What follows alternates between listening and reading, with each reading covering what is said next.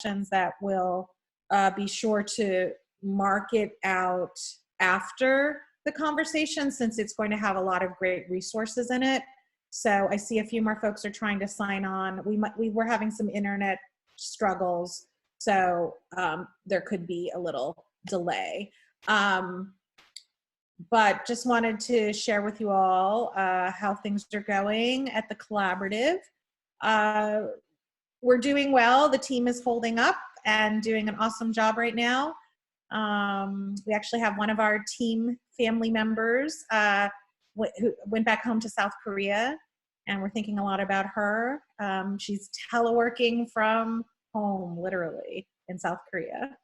And we're learning so much about how we all can communicate and adapt during such a strange and unusual time, and realizing that there are so many things that we can work on remotely, and we're really fortunate for that. Today we're going to talk about tech preparedness and getting our systems set up so that we can provide these learning opportunities and resources online in an affordable way.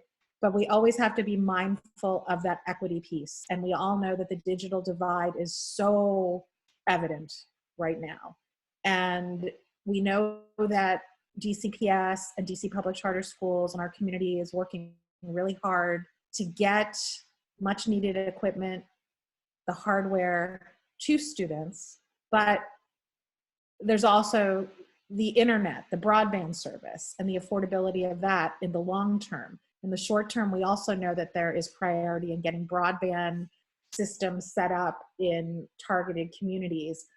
But it's also learning the tools, being able to utilize the tools, how those tools are shared in a family setting. These equity pieces are so important. We talk about this very topic in a multifaceted way in our equity conversations that Clarissa Hartsfield, our school outreach manager, oversees. Those are on Fridays. So while we're really appreciative of the conversation we're going to have today, and very much need to find affordable ways for us as arts educators, especially for teaching artists or those of us in smaller arts orgs, how we can build the right arsenal of tools to get effective virtual materials out. That's an important piece of the challenge we have. We also have to find ways to make sure we're advocating for students to get, and families to get the resources they need so they can benefit from these opportunities as well. We had a really engaging conversation yesterday with our friends at DC Public Schools, DCPS Arts team, as part of our Any Given Child collective impact work. This was the steering committee of our collective impact group, which essentially is the work of the collaborative, especially now more than ever.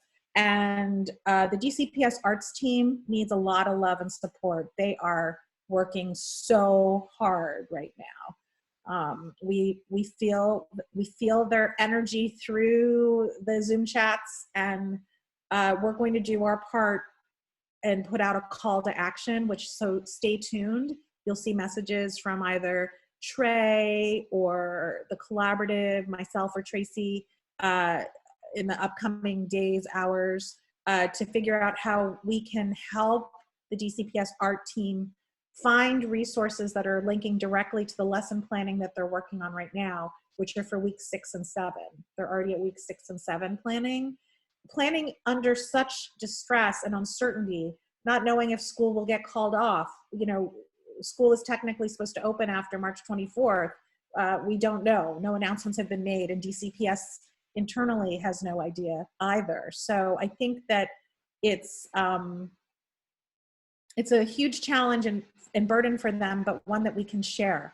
So we'll be circulating some information based on what Lindsay Vance from the DCPS Arts team, the visual pieces that they're looking for. Some include video, or looking at supplementary materials that you may already have. You may have already uploaded to our distance learning database.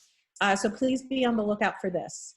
This will be incredibly helpful for the DCPS Arts team to find and utilize more resources that we as a community can provide to them. So it's now time for us to rise to the occasion and take a look at what their needs are and support them the best we all can. So some of today's conversation, especially after we learned from Uncle Devin and others, some of the best and most affordable tools that we need in our arsenal to create impactful distance learning. So I think I will hand over the virtual mic, my fist right now, my palms, my thumbs up, to Uncle Devin, my bud. So Uncle, Devin, if you could just share out, Devin, what you've learned in all of your research. All right. Good morning, everybody. It's an honor and a pleasure to be a part of this. And I want to thank the collaborative. I've learned so much and I've gained so much, and it's given me a lot of encouragement during these difficult times to continue to move forward. So thank you very much. And all the artists for doing what we do. And I hope it ain't too blaring light. I'm in the midst of doing what everyone else is doing, trying to figure out what works and what doesn't work. This might not work, but I'm gonna leave it on anyway, so you can at least see some of the things that I'm gonna share with you. And let me also say that I am not a tech guru. I just learn things through trial and error. And so I want to share with you some of the things that I've learned through trial and error. If there's some questions that you may have related to your specific technological needs, let me know. I'll see if I can answer them. I have a couple of videos or a couple of websites I can share with you, a couple of video demonstrations. But the first thing I can just say is, no matter what we deal with, when we come to dealing with technology, is just to exhale. Most of us already have everything we need to do what we want to do.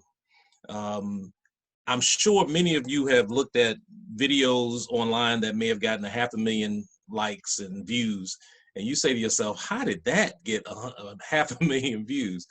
And part of it is, I think sometimes we make it more difficult than it really has to be. Many times people want to see just, we being who we are. If you're doing a video and your cat walks in, let the cat walk in. It's okay. You don't have to edit that out. People want to see the natural side of things. And so for me, I'm with the Uncle Devin Show, and it's an interactive musical experience that uses drums and percussion. And I use both natural drums and electronic drum sets. So I've been trying to find ways where I can include all of that in what I do live. And so I want to first just share with you a couple of things. Pretty much everyone has a phone, whether it's an iPhone, whether it's a Android.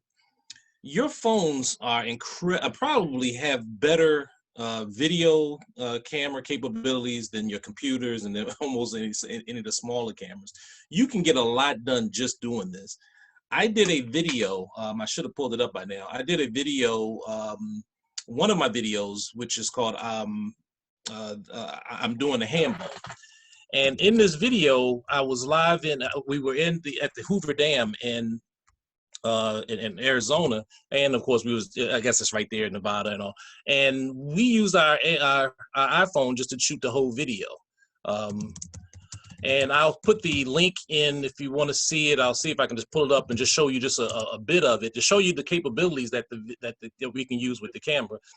Let's see, Uncle Devin, and then I'll see if I can share my screen. Yeah, please share your screen. That'd be great. Okay, so let me pull it up real quick, and then let me share my screen here.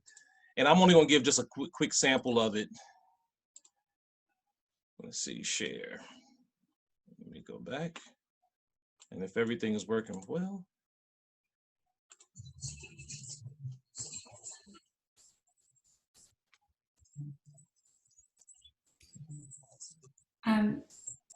We're not getting the sound on the video.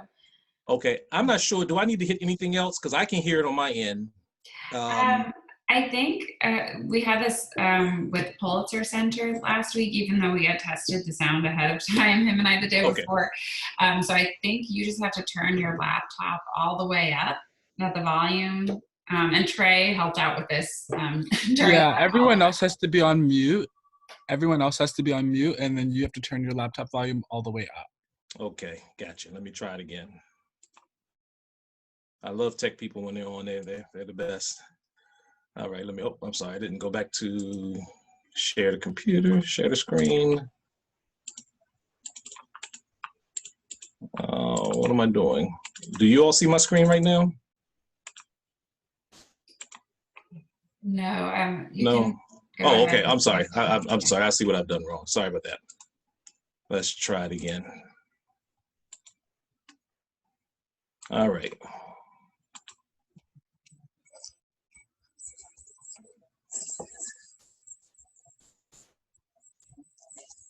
No. Okay. Okay. Well, nonetheless, I'll shoot the link and you can take a look at it. And we did that whole video via our just this phone right here. And I did give it to a videographer who kind of zoomed in at different times, but you can do a lot just with your phone. And I had another video where I just did a little sample with my ukulele sitting in my living room. And the sound is really amazing. You can really capture a lot there. If you have multiple instruments, let's say you are you have your vocalist, you have your guitar, and maybe you have another instrument that you want to use. There's another device that's called I love the Focusrite, but this is what you call an interface. Many of you all may already have one. If you have this, you have almost everything you need to be able to go directly from plugging in your microphone, plugging in your audio, and it can connect directly to your phone if you want to go live on Facebook Live or any situations like that. In fact, there's a converter. I see if I can remember the exact name of it. This is an iPhone converter. If you see on this end, and I'll bring it a little bit closer, it has an input for a USB, and then this is a charging port. So that way you can charge your iPad, your iPhone, while you are actually using it. So you don't have to worry about the battery running dead if you go, extended periods of time. And you see it connects there, and this connects directly to your iPad or to your iPhone. And this is just what you call an iPad adapter. There's several different types of adapters. There's an adapter, there's a single adapter just for your headphones. There's several ones that you may want to use to be able to connect if you're in your car, you want to use your audio input. But to be honest, if you use this and this, you can pretty much, if you have of course you have to have your microphone cable and a USB port, because mine is an older model. It still has the older version of the USB. And I will include a link in the video on how to connect all of that. I went ahead and ordered it. I put it all together and it worked marvelously. And there's always a couple of little glitches that come up that you may have to reach out. And if I can ever be of any service, you can let me know. And let me see if I can pull that out. I was going to show you the information, but what I can do is right now I can also show you. I was hoping to have Middle C Music on today. I know they couldn't make it, but I know that the Guitar Center offers, and I'll go back to sharing my screen, a package deal. Now, whether it's economical is really for you to determine. But if you can see my screen right now, are you able to see my screen? Okay. This here is the Focusrite Scarlett Solo Studio Pack. It comes with a set of headset sets. It comes with, this is just a 2-channel Focusrite interface. It allows you to plug in one XLR microphone and 1 1/4-inch cable for your ukulele or keyboard or whatever you may want. It comes with this one, I think it's a dynamic microphone. I don't know if it's, it just may be, but it comes with this microphone, and it also comes with the XLR cable. Now, this package deal will run you around $220 for all of this. But let's say you already have a headphone, a microphone, and an XLR. You can just get the interface by itself, and the price to me is not as cheap as it should be when you're not getting all of that, but it probably will still run you about $130 to $150 to get just a 2-channel. They also have some if you need multiple channels, like mine. Mine is a 4-channel. And so these will run you a little bit more, probably around $200. The good thing is it's a one-time fee. I've had mine for years. They're built very well, and if you get the protection plan, you can actually find that it'll last for a while. And this is what I found on the Guitar Center page, and they'll just show you just different pictures of it and how it's used. They have some other devices. Like I say, the more you go up in terms of the number of channels, the more it's going to cost you. But depending on your needs, you may not need more than just a 2-channel. And you'll find that this will be more than enough. And the other good thing is it's portable. You can take it with you wherever you are. You can be out in the park as long as you got power. You might bring your own power source, but wherever you might be, if you can find power, you'll be able to use it. But I can't underscore, though, the importance of, if you decide to use a microphone, get a good quality microphone. Microphones, just as what they say, you get what you pay for. And so just, most stores will be able to walk you through what a good microphone is. I still suspect you can get a good microphone for, $100 or less, or something to that extent, one that will work and suit your needs. Again, it's hard because we already are struggling financially, so we don't want to have to spend a whole lot of money on different things. And that, to me, is real important. Another device, what did I do with it?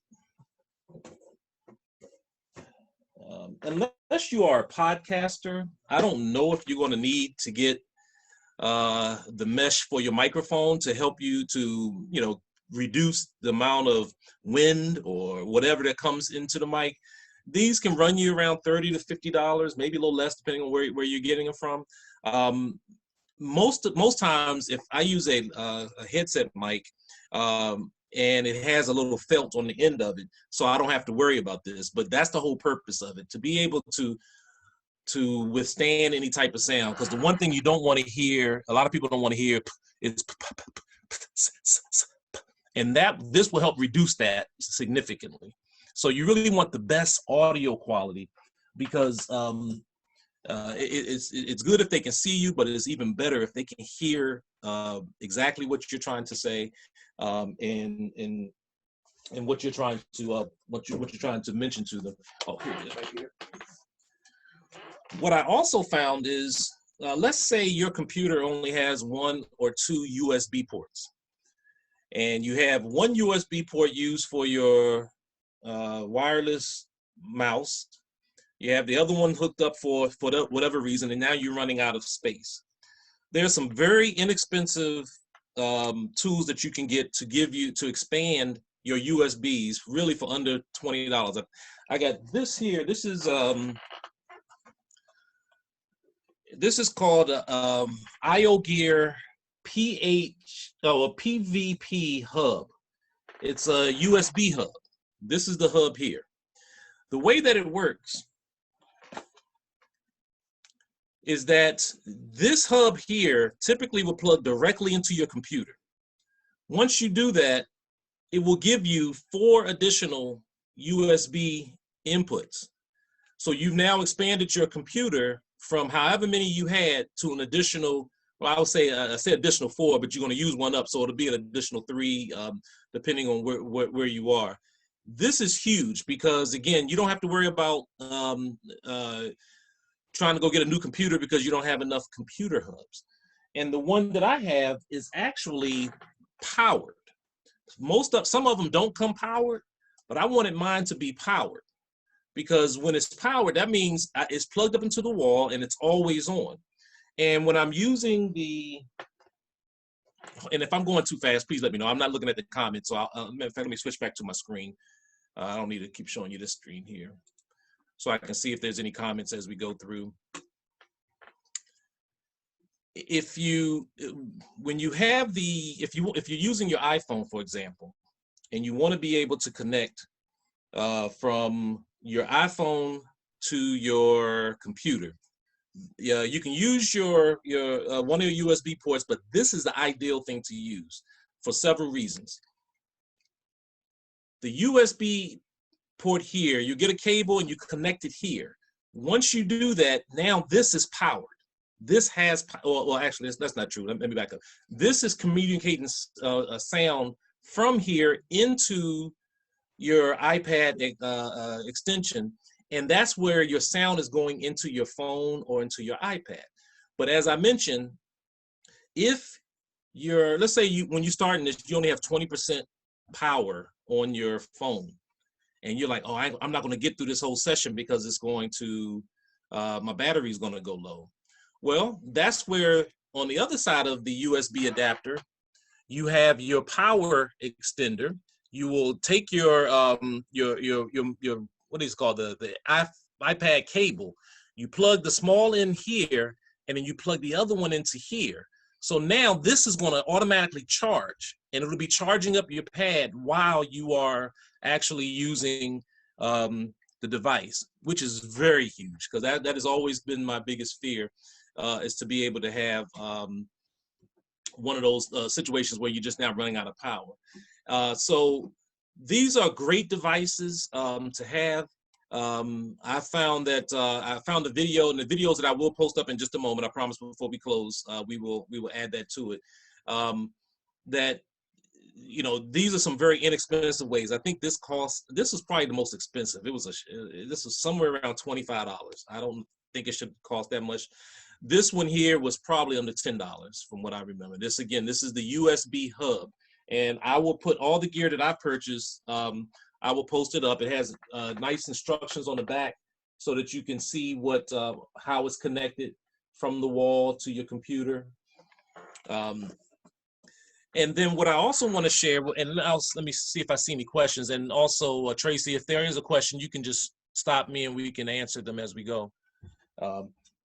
Sure. Someone had, I know that, I think Lisa had mentioned about Wi-Fi and having Wi-Fi connection issues. That's been my biggest problem. Here at my home, I have RCN. We called RCN because RCN told us that the signal from their tower to our house has been going out. It's not anything in our house. There's no technical issues there. But despite that, most of us have Wi-Fi. But as you know, sometimes Wi-Fi can just go out on you, or you don't have the strongest signal. And the best way to operate when that happens is to use your Ethernet cable. Hopefully everyone is familiar with the Ethernet cable. Let me grab one real quick. It's right here.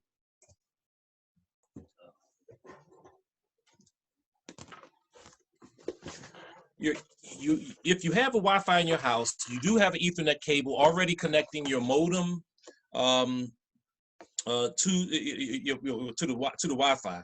The Ethernet cable is this cable here. It looks like an old school plug-in for your house phone, but it's a lot bigger. Some computers have a slot for it, but some computers no longer have a slot. And I'm gonna show you how to get around it. But the question is this: let's say you want the ideal situation is to be right next to your modem and to plug this into your computer and this into your modem. But what happens if your modem is on a different in a different room or in a different part of the house? Well, I found a solution that you can use that does not require you to run cables all throughout the house. I purchased, this is just one of many different versions. This is called a TP-Link. I forgot what it stands for now, but it's a port gigabyte. It's a pass-through power line. That's what they call it, a pass-through power line. The way that this works, you see that there are two different devices. You will go where your modem is, and again, I'll show you another video for this. Go to your modem, take everything out the actual outlet of the wall where your modem was going in, and you will plug one of these in. Plug it into the wall, and if you can see on the top of the each modem, there's an outlet so that you won't lose both of your outlets. So you can still plug something in it. But if you can see underneath the device is where you will plug in your Ethernet cable. What this does is you will put one in one room, in the main room, and then you put the other one in whatever room that you want. And it uses the wireless system in your home for your Wi-Fi. So you now actually have a direct line to wherever you're going. So for example, in my house, I have I have a 3-level house. The modem is on the top level. So I took one of these and I put it where the modem was and plugged it in. Then I took the second one and I put it on the first floor, plug that in, and then you pair it. There's a button that you just hit to pair it. It takes less than 2 minutes. Plug the second one into the wall to have the Ethernet cable coming out into my computer. Instantly, it boosted my Wi-Fi signal easily by, I forgot the actual terms, but it really boosted it, I want to say at least by 15 to 20%. But the other good thing is if your Wi-Fi goes out while you're using it, you will have this as a backup. So some cases your Wi-Fi is still stronger than this, but I find that this is a great option to be able to have, so that way if the Wi-Fi goes out, I still haven't figured out if the Wi-Fi goes out coming into my house, it doesn't matter because I can't control that, but at least I can help increase the signal. This is both for your download and your upload increase of your signal when it comes in. So does this make sense on how this works? Yeah. Thank you, Devin. Thanks so much. That is that particular piece of equipment is helpful for us for everything that we need right now. Whether it's just working on our computer, downloading videos, this Zoom chat, right? So in addition to creating our work and videos that we want to share for student learning, that is probably the most valuable piece. The whole family, everyone benefits from that. Absolutely. Yeah, that's a great resource that I had no idea existed. That's amazing. I didn't know it until last week. That's why I said let me just share it. Yeah, and it's thanks to this piece that we started this conversation. Right. And let me also say though that what I found though, I have a basement also. Now the further you go away from that modem, the less it really works in that regard. You can try different outlets. So in my basement, my Wi-Fi is stronger than this, but in my living room, this is absolutely stronger. But let's say you have a computer that does not have an Ethernet cable on it. A lot of the newer ones don't have an Ethernet port. Well, there is an easy device that you can purchase for about under $10. That's an Ethernet extension. And it's called, let's see, I'll pull the box up so that you can either take a picture of it or you can see it. At least it'll be in the information. Yeah, if you could type that in later when some folks are talking, that'd be great. Yeah. It's a USB 2.0 to fast Ethernet network adapter. And it simply plugs into your computer and you plug the Ethernet in and you're done. So if you don't have an Ethernet cable on your computer, don't panic. You do have access to being able to use this. And let me think, do I have any other gadgets? Devin, Karen if you're at a good stopping point, Karen had a great question in the chat about sharing tips on filming if you just have an iPhone, an iPad, and like a laptop. From my discussions with a videographer, a Grammy Award-winning videographer that I use a lot, it really depends on where you plan on posting your video. Every platform is different. Facebook, YouTube, you use different formats. I prefer doing a video in landscape where it's horizontal. You get more of a wider screen. I don't know if you've ever seen a video on YouTube or even on the news where the news is showing someone's cell phone, but it's only a small section of it, and on the outside it's all blank. Well, that's because they videotaped it in portrait. Whereas if you videotape it in landscape, this way you'll get the entire screen. And that's such a helpful hint, Devin. Really, like big thumbs up on that, because so many of us don't think about that. Right, absolutely. And you would be providing a great service to all of those newscasters to do. You're right. Yeah, but that's exactly, we see it all the time. Yeah. And it's irritating. Yeah. It's frustrating. Now, I did the same thing when I did that hand bone video, but when I took it to my videographer, he was able to zoom in and get rid of most of it. And that's when I learned it. So like I say, it was out of trial and error that I learned that. So, and then in terms of video, just like with anything, just be mindful of, what's in your picture. You want people to focus on you. I mean, don't get me wrong, we all have some great things in our house, but just make sure that whatever is there is what you want people to see and focus on. Because, and then of course with videos, I saw a good video the other day with that said, basically just make sure also you're presentable. I mean, it makes sense, but sometimes, I mean, most of us are at home all the time, and we don't think about it, but don't just rush out in your pajamas and do a video.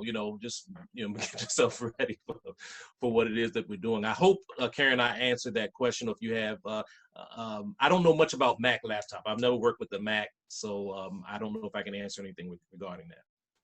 Does anyone here have experience on Mac laptop, Mac Apple equipment that they could share? All good? You're good, Karen? Anyone else have some challenges, ideas that they want to bounce off Devin? Sorry, this is Karen. I spoke with a friend the other day that's making a lot of videos, and she's on a Mac and she's using iMovie, and she said it was really easy. It's easy to upload, and I haven't, I have it, but I haven't played with it yet. So that's my next step. Mm-hmm. I also would say that what you said at the very beginning, and I owe you something, Uncle Devin, yes. is really that it is so much easier, and we have all of these fears and reluctances to even try to do something. It feels like we are our own barriers. It really is much simpler. And I guess once we start doing, we realize, I think, what needs to be tweaked, and it becomes part of the whole experience. I'm not quite there yet, but I just happen to sense that that's what you were saying. So I'll start today. Okay, great. And Lissa and Tracey, I don't know if it's possible, but maybe we can use this group as a test ground. If someone has a video, but they don't want to put it out to everybody, they just want people to look at it. Oh yeah, I love that idea. Okay. If you guys are into that, I love that idea. We should do little demos and a little constructive, supportive critique. Yes, absolutely. Oh, it takes me back to my art school days, right, everyone? Remember the crit wall? I actually liked it. I loved those classes. They were my favorite. You learned so much. Right.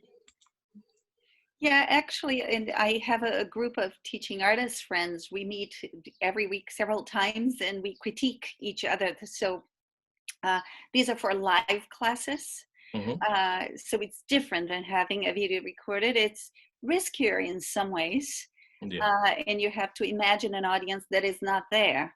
But it's been so helpful to give feedback to each other, because by the time the next person presents, they already learned from the critique from the previous sessions for other people. It's all adaptable, so we all benefit from it. So I love the idea. Thank you. Yeah, it's a great idea. And if you have a new idea or something you've been working on developing, we should have kind of that open opportunity. In fact, we do have that opportunity. That's a good plug for Tom. Tomorrow morning, Tom's going to demo what he's been working on, so we can all be supportive and give Tom a big shout out, and maybe we can come up with it may spark new ideas for ourselves as well, right? As we're helping each other. So that's great. Yeah, I love the idea of, especially around reining it back to this conversation around tech, and especially for those of us that this is a new venture, that we haven't worked in this medium. It's going to be increasingly more important that we have that flexibility and adaptability, because this is our new norm now. This is how a lot of our work will take place. Yeah. And there is I don't have it handy. I'm gonna see if I can put my hands on it. Some tools that a lot of teachers that I found are using that we may also be able to use. Let me see if I can find the name of it. I think it's called, oh no, I had it. Well, let me see if I can find it. I will upload it, or I'll send it to you separately for us to distribute. But it's a wonderful tool that allow you to connect directly with students, and they get their own password in order to connect with you. It looks like it's a free service. Teachers and classroom use it all the time. And if we keep going, I know I'm gonna come right across it once in just a moment. I'm just looking for it on my phone right now. Raising board. While you're looking for that, Karen, share what you mean. You've been making videos top down or? Karen?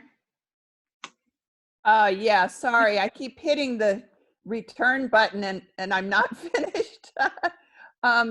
Yeah, I'm making videos, bird's eye view, and I put them, I won't even go into my, the method. I'm laying my camera in selfie mode, and I lay it on top of 2 cooking chopsticks that are sticking out of a pile of books.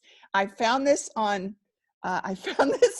guys, please laugh. I can't hear you on mute. I'm laughing. I love it. Well, hey, look, Claudia posted that, you know, in a pinch, you can take pantyhose and a hanger. Yes, and, you know, exactly. come on. Yeah.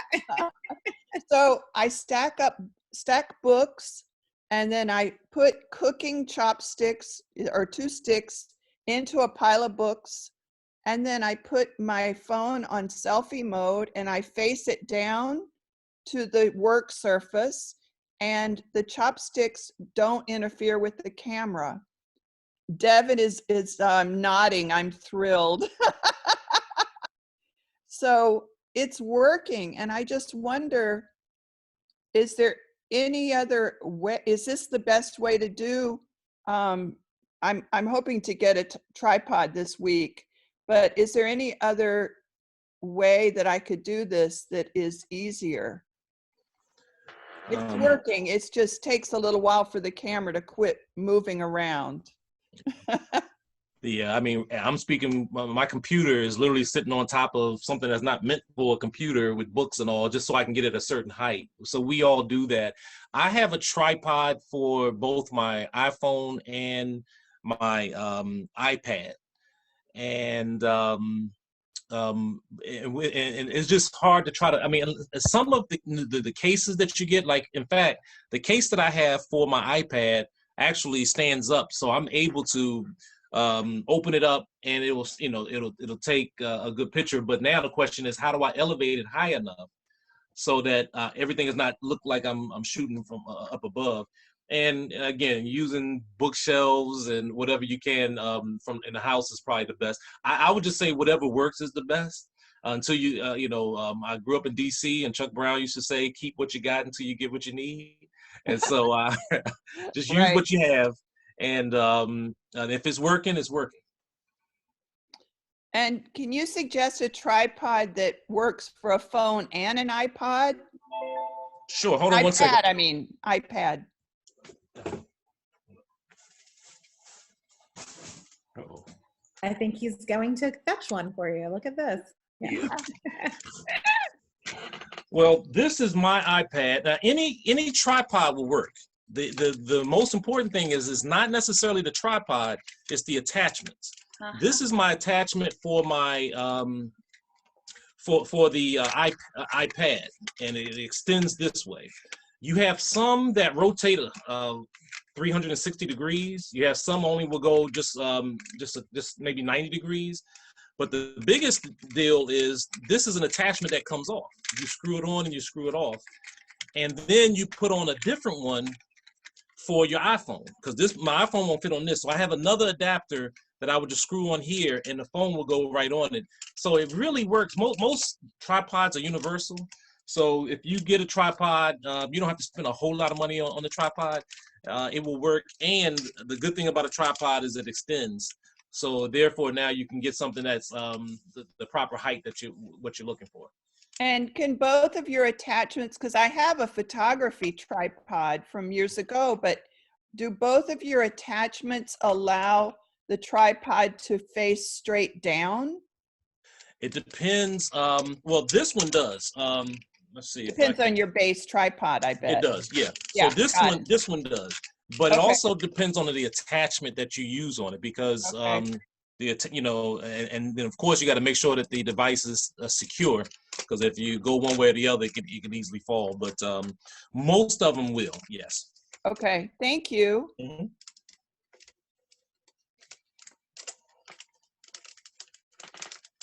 That was super helpful. Thank you. I was listening. I was just in my kitchen because my husband does oral histories. He's a music ethnographer. God, I can never get that word out. And but he's been doing some oral histories of his own life in the Soviet Union, and he'll sit at the kitchen table. And I was just looking to see what he bought, because he bought something on Amazon really cheap, like $30. But his only works for handheld devices, for iPhones and stuff. But he said that they did have one that was adjustable, like what you have. So there are some things that are fairly affordable out there, and he got it very quickly. You know, he got it on Amazon, so he got it like the next day. Yeah, and he uses it all the time, and it's very easy to set up. Yeah. Okay, I am. But when in doubt, use other stable surfaces. Right now, I'm using the top of the couch. You know, whatever works. Just kind of. Yeah, and stable is really stable. The key. That's right. But my husband finds that it's an obstacle course sometimes when I have a drum and piles of newspaper, and then my computer over there. He stops his breathing as he's walking by. You know. Yes, you need supportive members of the household to know when you're in that production mode, right? This has been super helpful. Anyone else have some questions for Devin or ideas that they want to punt out there? Devin just posted another video about connecting your phone to an interface. That's great. Thanks, Devin. And we'll have all of these. We'll make sure that all these resources get posted. And also your videos. Now everyone's curious. They want to see your work. Yeah. Devin, I was going to ask about the volume of your voice and the way that you speak on the radio. Do you change the pace, or does it change in any way, the way, or you have any recommendation to record the best way?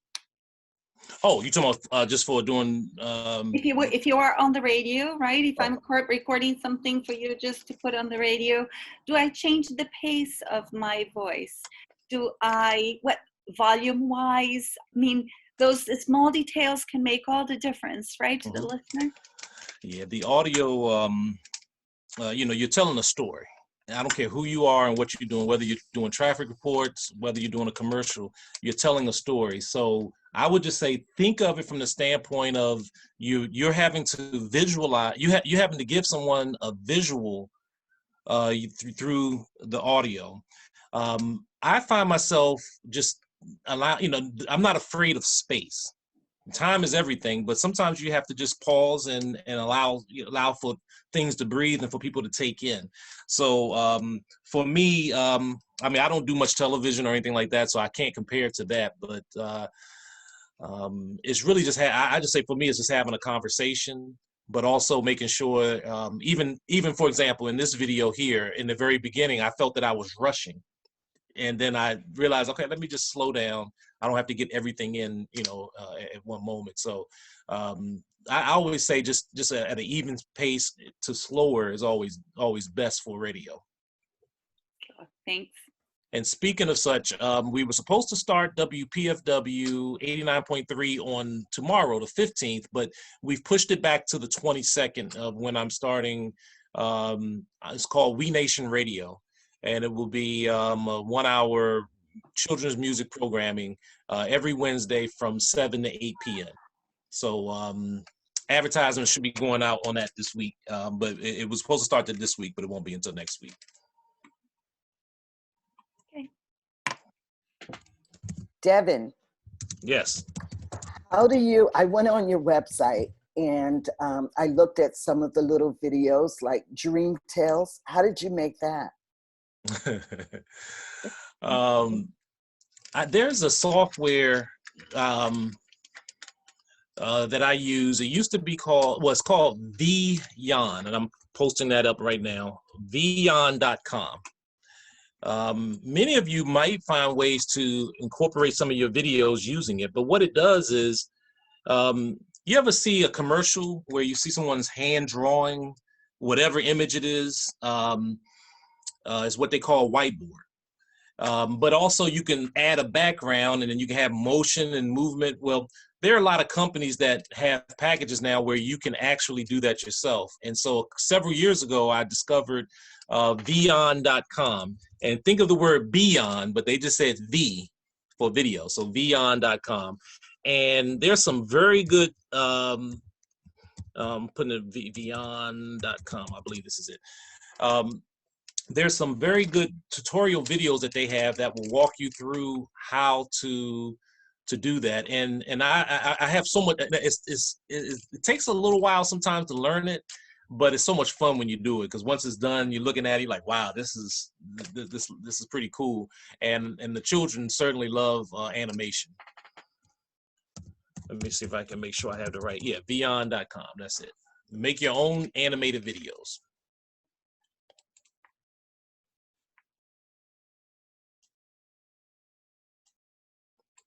And let's see. And I mean, it's always so many other things. But again, I've learned a lot of this just through trial and error. I've done bought so many things that I realized I never needed, but that's part of the price, you know, that you have to go through sometimes. And luckily, if you do buy anything, just make sure you buy it from a place that has a great return policy. Very important. Uncle Devin? Yes. The Vyond that you mentioned, making video animation, is it from stills, from photos? No, it's actually it's actually animation. And so in fact, I'll show you, you won't be able to hear it, see it, or hear it, but you'll be able to see it. I had this one song that I did called Just One of Those Days. You know, we all have just one of those days when nothing goes right. And I was just trying to tell children, hey, just brush it off. It's just one of those days. We all have one of those days. Let me see. Days, Uncle Devin. And you'll be able to see the animation. Okay, let me pop this on. And let me share the screen real quick. And again, I use it in professional training as well as my children's work, but this is just a video of it. So you still can't hear it? Okay. But at least you can see the video. Everyone should mute if they're not. Check to make sure you're muted except for Devin. I'm gonna mute myself and see if that helps.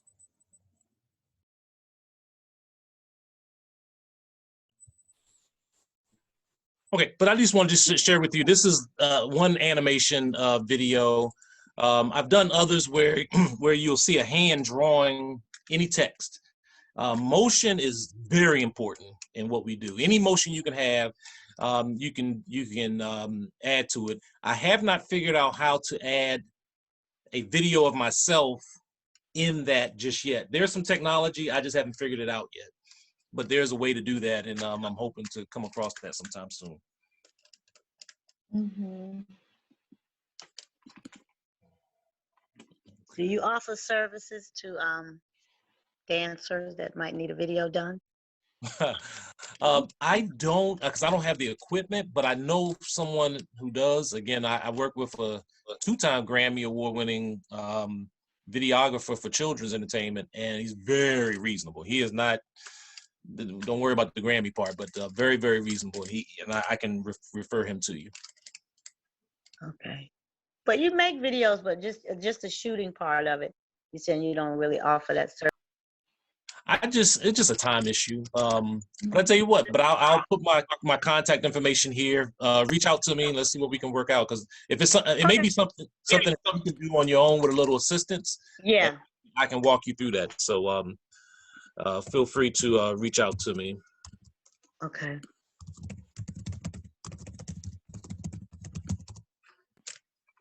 Well, thank you. Thank you so much, Devin. This has been such an informative conversation. Some really great, important tips, things that are we never would have figured out on our own for some of us, things that are just great, simple hacks that we can do that are affordable, and also understanding how we are needing to think about how we do this work moving forward. I think these are all great resources. I'm going to just share my screen for a moment of gratitude to you.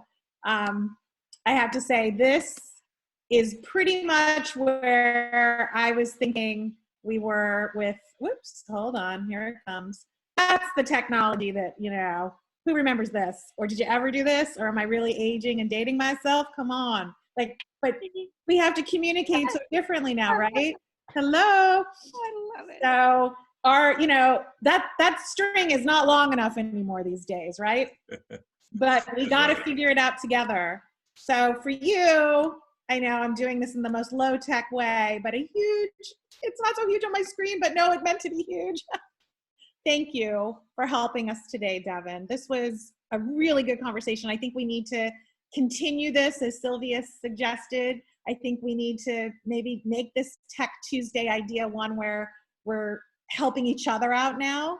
And let's come to this next week on Tuesday with new ideas or something we want to demo and share and get some feedback on. And we'll share all of the resources that Devin has shared with us today as a reminder.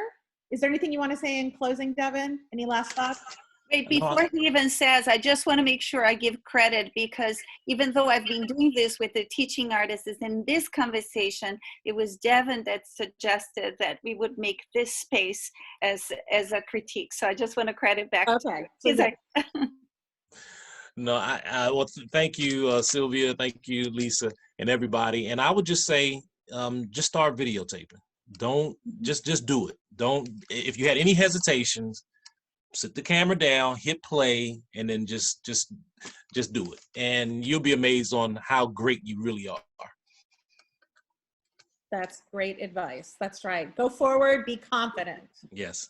And just know, and know that we'll also follow up with all of these resources. We'll send another reminder for next week. If anyone is ready or thinks they'll be ready by next week, that they want to throw up some ideas in the share, just let us know. And we'll make this a Tuesday platform moving forward, which I think is great. Also, be on the lookout for messages from the collaborative, because if you are just starting to popcorn these ideas or you're finishing up an idea, there may be something that DCPS could use right now in very real time. So we'll be sending a message out to you based on where Lindsay Vance and the DCPS arts team are with their week 6 and 7 planning, because they definitely need some additional resources for student learning. And we'll get that out to you right away. But thank you again, Devin. This was a great conversation. Let's all give Devin a clap. Yay, that's him. We love you. Love you too. Thank you all. Thanks, everybody. All right, everyone, be well, and we'll look forward to seeing you tomorrow. Bye. Bye-bye.